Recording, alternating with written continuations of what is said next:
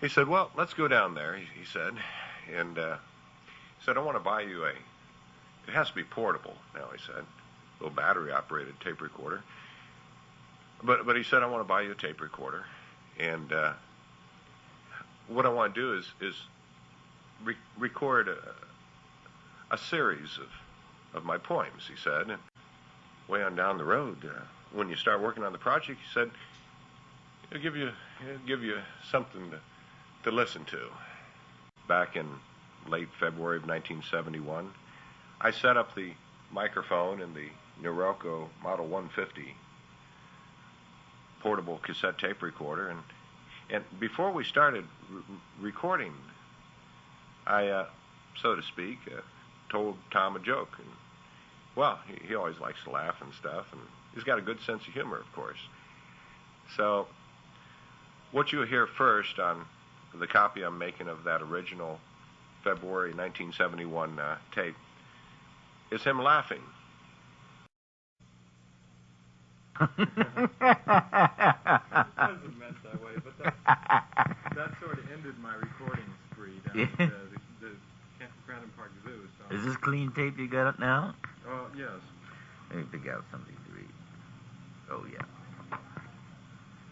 Okay. No, that's fine.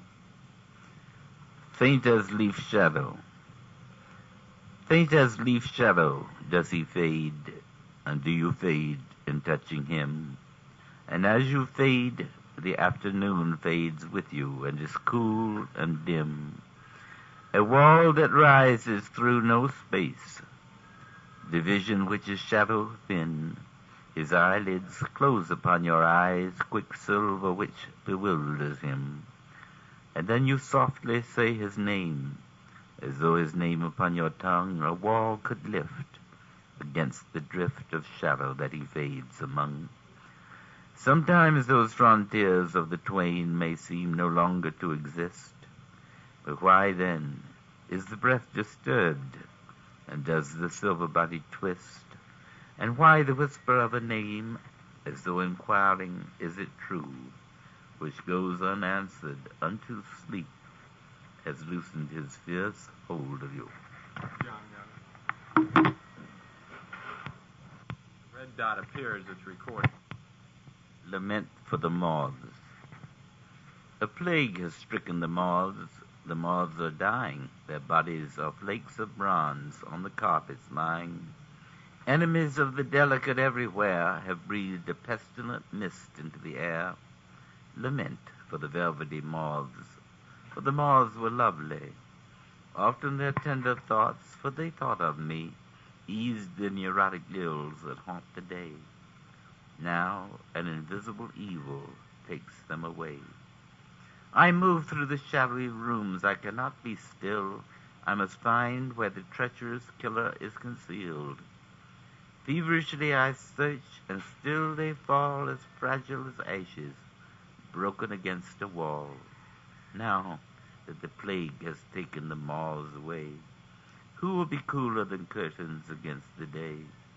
Who will come early and softly to ease my lot as I move through the shadowy rooms with a troubled heart? Give them, O mother of moths and mother of men, strength to enter the heavy world again. For delicate were the moths and badly wanted here in a world by mammoth figures haunted. No, I think you might have started to put down the mic or something. Huh? I think you might have started. That was probably it.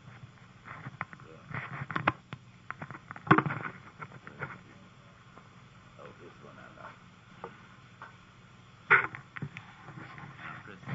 It's all right. The Christus of Guadalajara.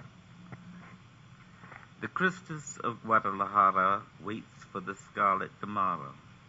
His womanish fingers twitch at a silvery crucifix, and ashes of roses fall on his sandals in the hall. His nakedness, sweet with musk and pale as the mother of pearl that enveloped a stainless world, is stretched out cool in the dusk, ready to be put on the moment that he is born. Swallows in circles bewildered whirl from the dark iron bells, and over the square the katana cannot work her spells. The room is shadowy, tall, and filled with the murmur of rain. Indians crouch in the corners with moonlight saucers of grain. The bottles of lacrima crispy are stored on the spidery shelves, and the saints of tomorrow groan as they flagellate themselves. A stone that covers the stairs from the dungeon is lifted away, and the Mother of God emerges, little and patient and grey. Ignoring the murmurs of comfort, she kneels to arrange as before the moth-like garments of Jesus over the cold stone floor, kissing the delicate stitches, tenderly blessing them, and scattering tears like jewels over the silken hem. Time is a long-drawn thunder of waters under the ground, as high in the vaulted ceiling the bells are beginning to sound. The Christus of Guadalajara cannot wake nor sleep. The angels hover above him to catch his fluttering speech. He whispers love and love. The angels answer death, and the shuddering hush between is Sancta Maria's breath. The Christus of Guadalajara turns in his salted sheet. Into his palms are driven the nails, and into his feet. O Mother of God, have mercy, he cries. And if she could, Our Lady would give her crown to ransom a drop of his blood.